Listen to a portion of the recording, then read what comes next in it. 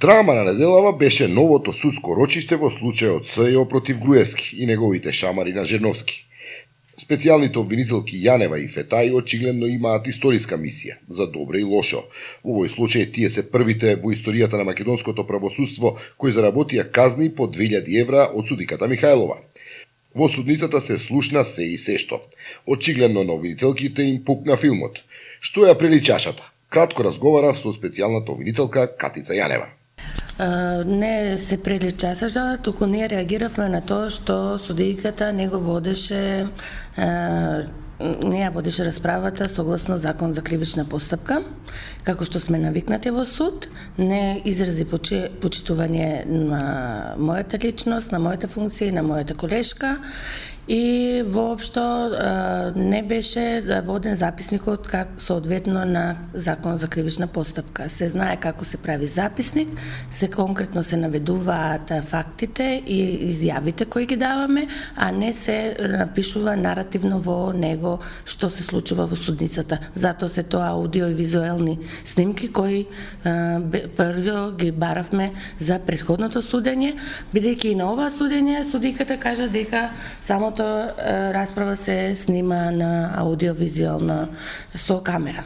Дали последно ваква тензија меѓу вас и судечката судика, дали очекувате овој процес да се одвива понатаму, да добие некаков нормален тек?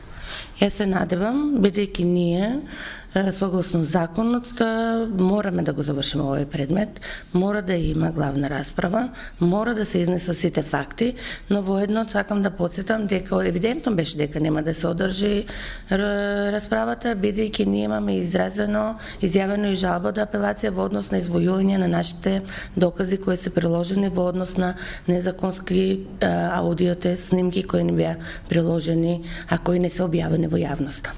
А дали имате тужба по оваа незина одлука да ве казни така драконски, ако може, бидејќи станува збор за прв пат обвинители да добијат толкави казни?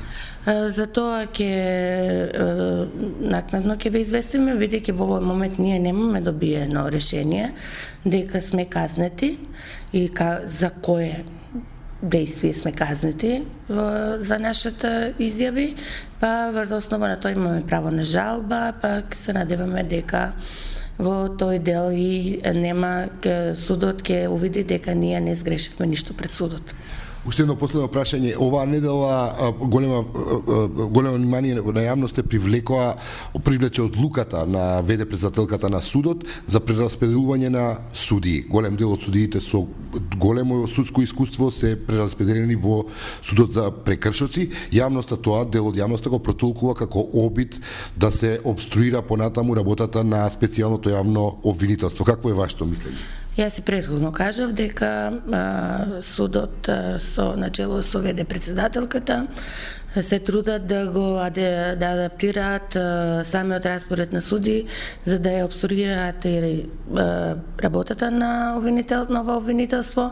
Тоа го кажавме во однос на претходно поднесените наредби за претрес на одредени домови на одредени осомничени лица во нашите истраги, кој не беше одбиено со тоа што на тоа претходеше тоа што судијата кој беше дежурен му беа одземени предметите и беа дадени на други судии да одлучуваат по нашите барања. Значи сметате дека има делумно таква намера оваа одлука? Нашата перцепција е дека тие сакаат на секој начин нашата работа да ја обструираат и ние се трудиме во законските рамки што повеќе да поднесеме барања, обвиненија и истраги во овој период, но исходот сепак одлуката конечно треба да ја донесе судот. А нашите барања секој пат се засновани на докази и врз основа на закон.